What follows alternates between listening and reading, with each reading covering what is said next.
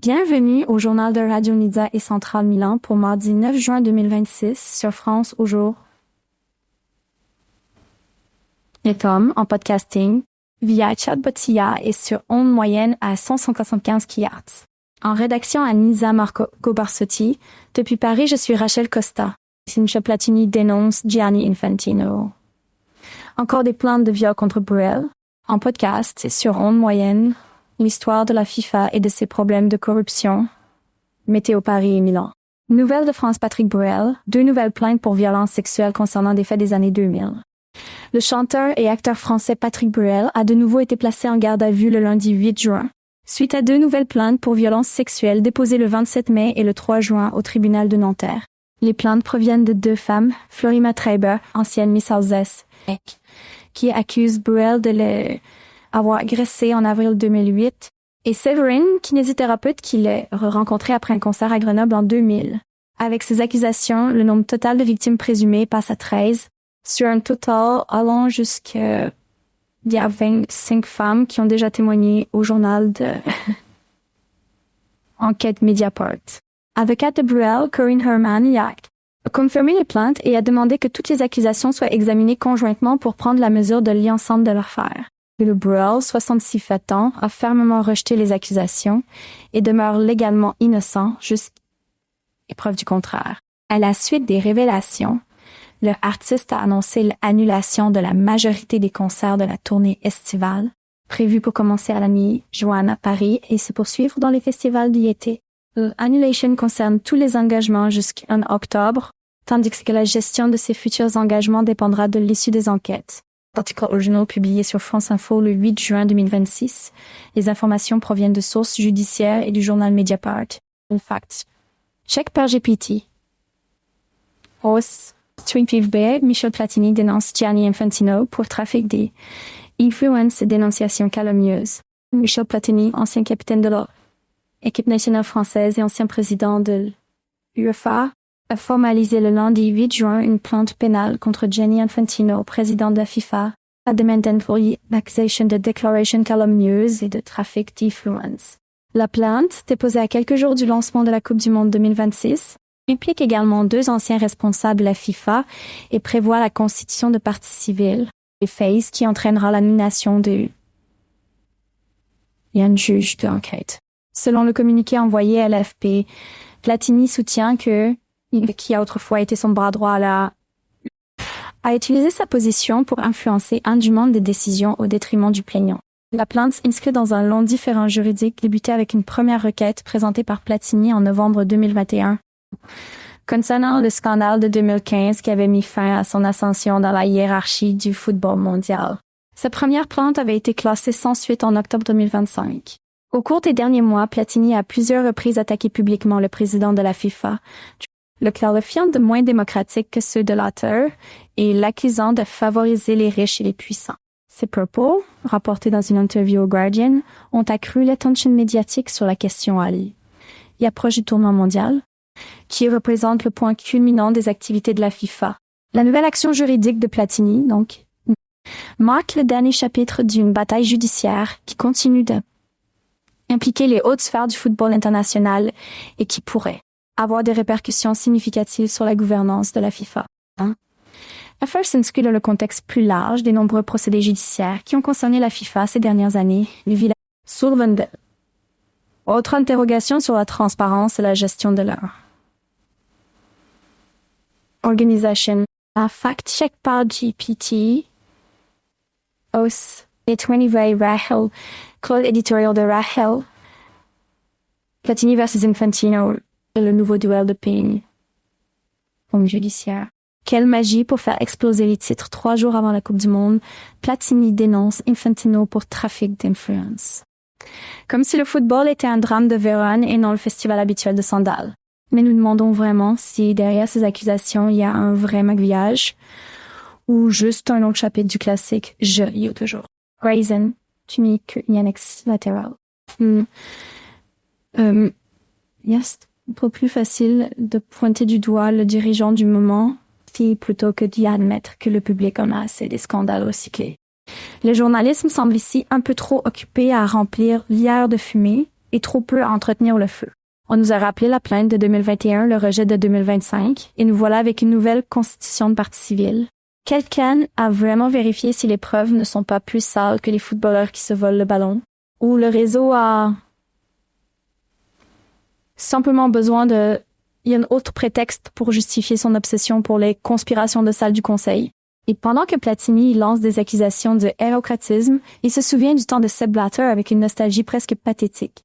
Où se situe la frontière entre dénonciation légitime et simple stratégie de réhabilitation de image? Déjà que nous parlons de démocratie, la vraie question est qui décide vraiment qui est démocratique dans le monde du football? Il est les supporters ou les agences de communication qui vendent des drames au petit déjeuner? Bref, le drame est prêt. Les avocats ont enfilé leurs cravates, les journalistes ont chargé les micros et nous attendons en file de voir si le tribunal éliminera le haut censure d'Infantino ou si l'histoire se clôturera dans un émouvant non trouvé. Tant le match le plus important a déjà commencé, celui de opinion publique, qui, comme toujours, qui a déjà choisi de quel côté se tenir. Cohen du jour, ce monastère, maître. Pourquoi Platini, qui a mis le ballon au pâté de maison, accuse maintenant Infantino de trafic d'une influence? Maître, parce que le ballon, une fois piétiné, peut encore rouler dans l'or. Esprit de celui qui veut que le destin soit une ligne de hors-jeu. Et alors, quelle est la vérité qui se cache derrière les accusations? Et c'est ça. Maître, la vérité est un gardien qui, croyant défendre le filet, finit par ouvrir le passage. Les portes que nous fermons par peur ouvrent souvent des fenêtres de nouvelles illusions. Mais revenons aux nouvelles. Bienvenue au Journal international de Radio Nisa et Centrale Milan pour mardi 9 juin 2026 sur France au jour. Comme en podcasting et sur onde moyenne à 1675 kHz. De Paris, je suis Rachel Costa. Iran et Israël évoquent une pause dans les combats, mais la trêve reste précaire. Les autorités de Téhéran et de Jérusalem ont annoncé une suspension temporaire des hostilités, tandis que le premier ministre israélien a déclaré que son pays contient les attaques pour le moment. La décision intervient quelques jours après l'escalade qui a également impliqué le Hezbollah, avec des échanges d'artillerie le long de la frontière nord d'Israël. Cependant, les analystes avertissent que la trêve est fragile et dépendra de la capacité des deux parties à respecter les termes convenus. Entre eux, les forces armées américaines ont indiqué avoir intercepté et neutralisé un pétrolier qui avait violé le blocus des ports iraniens, accentuant les tensions dans la région du Golfe Persique. L'incident souligne la complexité de la situation, où les puissances mondiales maintiennent une présence militaire active et surveillent de éventuelle violation du cesse. BBC. Les exportations chinoises dépassent les prévisions malgré la guerre en Iran. Selon les données les plus récentes, la Chine a enregistré un solde commercial positif en mai, avec des exportations et des importations supérieures aux estimations des analystes. Dans un contexte de pression internationale croissante due au conflit entre l'Iran et Israël, les experts attribuent le résultat à une demande intérieure solide et à des politiques de soutien à leur exportation, qui ont compensé les incertitudes liées aux sanctions et aux interruptions des routes maritimes. Le marché mondial de l'énergie, en particulier le trafic dans le détroit de Hormuz, reste sujet à des retards et les opérateurs prévoient que la circulation normale pourrait ne pas reprendre avant la fin de l'année.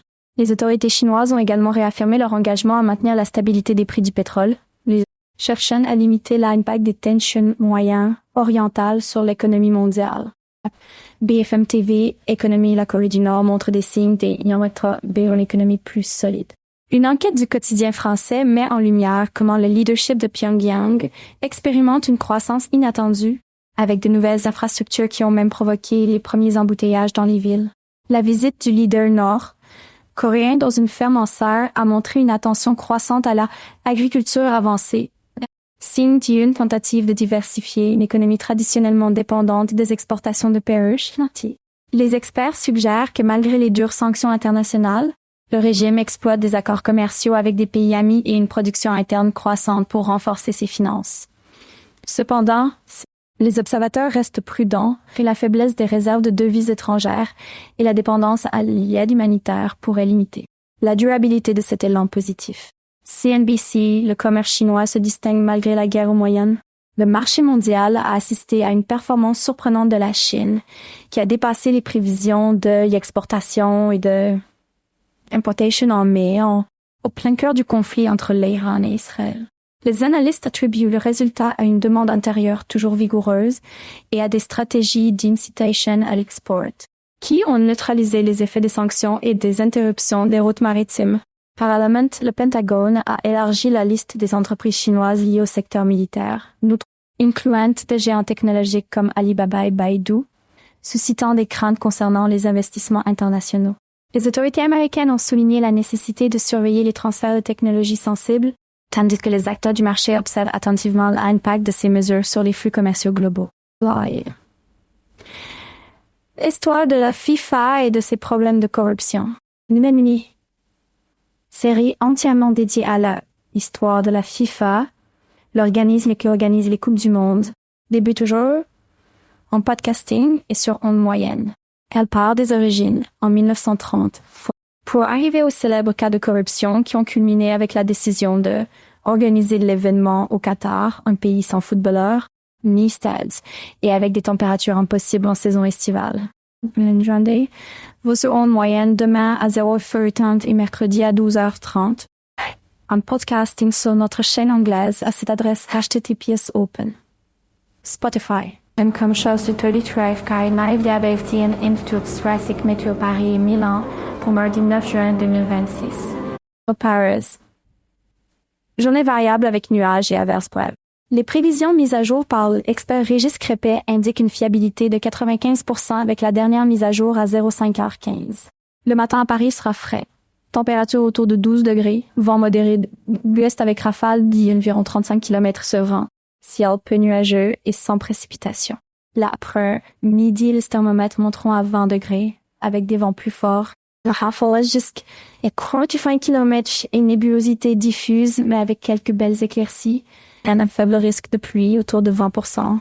Le soir, le temps deviendra plus couvert, avec des températures autour de 16 degrés et 40 km, et la possibilité de brèves averses. Le risque de pluie augmente à 35%. Pendant la nuit, la température descendra à 14 degrés. Les vents s'y atténueront à 15 km et le ciel restera très nuageux mais sans précipitation. Le minimum prévu 12 degrés, maximum prévu 20 degrés. Ensoleillé mais avec vent faible et chance de pluie le soir. Selon le bulletin mis à jour par l'aile. Expert Daniel Berlusconi de 3B Météo. Pour la fiabilité est de 90% avec la dernière mise à jour à 0542.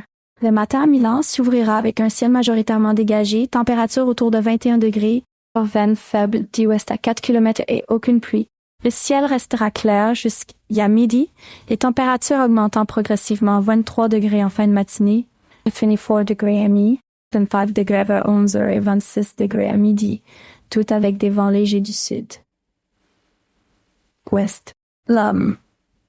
Après midi se poursuivra avec des températures de 27-29 degrés, vent quasi inexistant ou très faible, et pratiquement aucune précipitation jusqu'à la fin d'après.